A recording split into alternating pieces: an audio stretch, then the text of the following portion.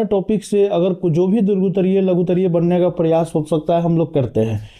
फालतू क्वेश्चन नहीं बनाते हैं, जरूरी क्वेश्चन बनाते हैं जो एग्जाम में आ सकता है वीवीआई के लिहाज से। और इन प्रश्नों को आप अच्छे से देखेंगे और जो प्रश्न आपको लगेगा कि हाँ ये प्रश्न मेरे लिए बहुत इंपॉर्टेंट लग रहा है, आप उस प्रश्न को नोट करके उसको याद कर जाइएगा, उसको अच्छे से पढ़ जाइएगा, समझ के जाइएगा। आगे आते हैं। पहला क्वेश्चन हमारे सामने है चैप्टर 10 का, न्यूटन का कणिका सिद्धांत क्या है। ठीक है, तरंगाग्र की परिभाषा लिखे। न्यूटन के कणिका सिद्धांत के बाद सीधे आते हैं हम लोग हाइगेंस के प्रिंसिपल की तरफ। उसका पहला ही कंसेप्ट है तरंगाग्र यानी वेव फ्रंट क्या है, 2022 का पूछा हुआ क्वेश्चन है। तो शुरुआती टॉपिक से ही क्वेश्चन आना शुरू हो गया है। निम्नलिखित को परिभाषित करें। अब निम्नलिखित में से कोई एक पूछ सकता है, गोलीय तरंगाग्र, बेलनाकार तरंगाग्र और समतल तरंगाग्र। तो वेव फ्रंट 3 तरह के होते हैं, उनके बारे में भी प्रश्न आ सकता है, आप इसको याद रखिएगा, पढ़ के जाइएगा। नेक्स्ट आगे आते हैं। हाइगेंस का सिद्धांत क्या है, अभी तक नहीं पूछा है, संक्षेप में आप समझा सकते हैं कि हाइगेंस का सिद्धांत क्या कहता है, इसको ध्यान रखिएगा। हाइगेंस के सिद्धांत की सीमाओं को लिखिए। हाइगेंस के सिद्धांत की अपनी कुछ सीमाएं हैं, लिमिटेशंस है, वो पूछ सकता है एग्जाम में। मैक्सवेल के विद्युत चुंबकीय तरंग का सिद्धांत क्या है, तो मैक्सवेल का इलेक्ट्रोमैग्नेटिक जो थ्योरी है, वेव थ्योरी ऑफ इलेक्ट्रोमैग्नेटिक है, वो पूछा जा सकता है, इसको पढ़ के जाइएगा। प्रकाश में डॉपलर प्रभाव से क्या समझते हैं, ये इंपॉर्टेंट है। डॉपलर इफेक्ट क्या होता है प्रकाश में। लाल या अभिरक्त विस्थापन से आप क्या समझते हैं, रेड शिफ्ट जिसको बोलते हैं, ये डॉपलर इफेक्ट से ही संबंधित टॉपिक है, रेड शिफ्ट, इसको पढ़ के जाना है। नीला विस्थापन से क्या समझते हैं, ब्लू शिफ्ट क्या होता है, इसको अच्छे से पढ़ के जाइएगा। आगे आते हैं। तरंग की तीव्रता से आप क्या समझते हैं, प्रकाश के व्यतिकरण से आप क्या समझते हैं। ये सब टॉपिक अच्छे टॉपिक्स है जो प्रश्न के रूप में पूछे जा सकते हैं, लेकिन बिहार बोर्ड ने अभी पूछा नहीं। बिहार बोर्ड ने कहां से पूछा, शुरुआती टॉपिक तरंगाग्र थोड़ा सा पूछ दिया, उसके बाद से अब क्वेश्चन अभी तक नहीं मिला बोर्ड वाला। अभी जो क्वेश्चन है ये सब संभावित प्रश्न है जो पूछे जा सकते हैं, क्योंकि अच्छे अच्छे टॉपिक है।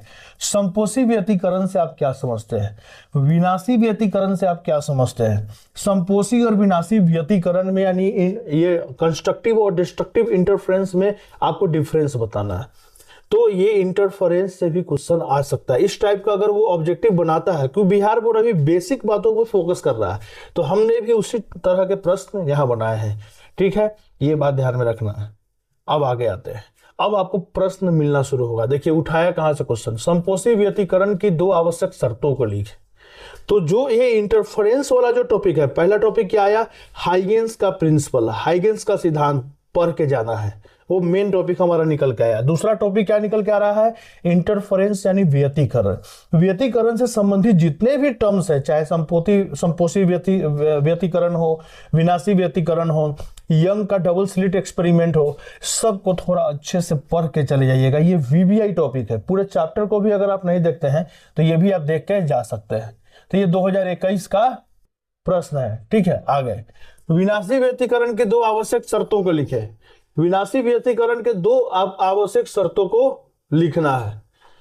प्रकाश के व्यतिकरण के 2 आवश्यक शर्तों को लिखे। तो प्रकाश का जो व्यतिकरण है उसकी भी आवश्यक शर्त है। अब देखिए इसको समझिए, व्यतिकरण 2 तरह का होता है, संपोषी और विनाशी। तो एक व्यतिकरण का भी अपना एक शर्त होता है, वो पूछ सकता है, या संपोषी और विनाशी व्यतिकरण का भी शर्त पूछ सकता है।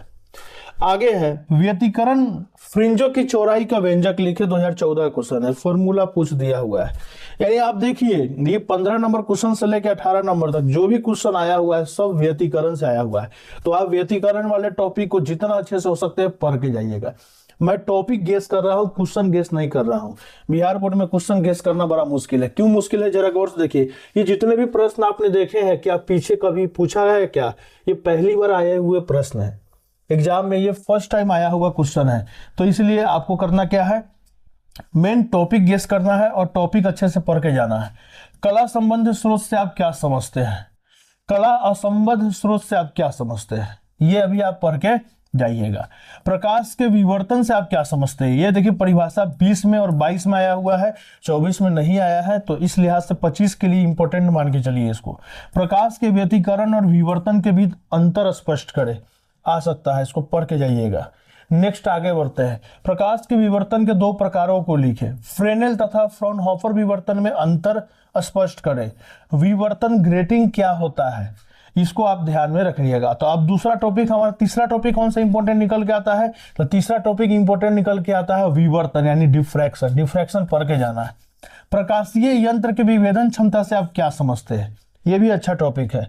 प्रकाश के ध्रुवण या ध्रुवीकरण से आप क्या समझते हैं, तो अगला 2024 का क्वेश्चन देखिए, कभी नहीं पूछा था इस टॉपिक से, पूछ दिया है, और ये मेन टॉपिक है और उसका परिभाषा पूछ दे रहा है। तो हो सकता है आपसे ये भी पूछ दे विभेदन क्षमता क्या होता है, तो इसको ध्यान में रखना है। तो पहला टॉपिक हाइगेंस का सिद्धांत, दूसरा टॉपिक क्या हो गया व्यतिकरण, तीसरा क्या हो गया विवर्तन, चौथा क्या हो गया प्रकाश का ध्रुवीकरण पोलराइजेशन ऑफ लाइट। यहाँ ये चार मेन टॉपिक है जहां से खूब प्रश्न देखने को मिल रहे हैं। आगे अध्रुवित और ध्रुवित प्रकाश में क्या अंतर है, अनुदैर्घ्य तरंग को ध्रुवित क्यों नहीं किया जा सकता है, 2014 का क्वेश्चन है। थोड़ा अंडरस्टैंडिंग बेस्ड क्वेश्चन आ गया यहाँ पे। मेलस का नियम क्या है, अभी तक नहीं पूछा है, आप जरा ध्यान रखिएगा इसको। पोलराइड क्या है और इसके उपयोग को लिखे। जैसे पिछले चैप्टर में आपने ऑप्टिकल फाइबर के बारे में पढ़ा, तो हर चैप्टर में कोई ना कोई एक पदार्थ या यंत्र के बारे में जरूर पढ़ना होता है। तो यहाँ एक हमारे लिए एक पदार्थ है पोलराइड, तो इसका उपयोग क्या है और ये होता क्या है, 9 और 12 में पूछा हुआ क्वेश्चन है, थोड़ा अच्छे से देख के जाइएगा। नेक्स्ट आगे बढ़ते हैं। ब्रूस्टर का नियम लिखे 14, 17, 21, बहुत इंपॉर्टेंट है। ब्रूस्टर का नियम थोड़ा अच्छे से देख के जाना है, बहुत इंपॉर्टेंट है। विशुद्ध स्पेक्ट्रम को प्राप्त करने हेतु शर्तों को लिखे। विशुद्ध स्पेक्ट्रम को प्राप्त करने के लिए क्या आवश्यक शर्तें है उसको आपको लिखना है। आप एक बात ध्यान रखना है, ये अपवर्तन नहीं होगा, इसका यहां पे होना चाहिए अपवर्तन। अपवर्तन कोण की गणना करें जब किसी कांच के प्लेट पर प्रकाश किरण ध्रुवण कोण पर आपतित हो। कांच का अपवर्तनांक जो है 1.5 दिया हुआ, 2011 क्वेश्चन है, न्यूमेरिकल दिया हुआ है, तो आप इसको थोड़ा देख लीजिएगा।